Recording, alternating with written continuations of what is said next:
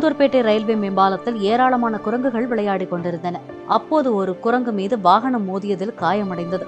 அந்த குரங்கை பொதுமக்கள் உதவியுடன் மீட்ட தீயணைப்புத்துறை ஊழியர்கள் உரிய சிகிச்சை அளித்து வனத்துறை அதிகாரிகளிடம் ஒப்படைத்தனர்.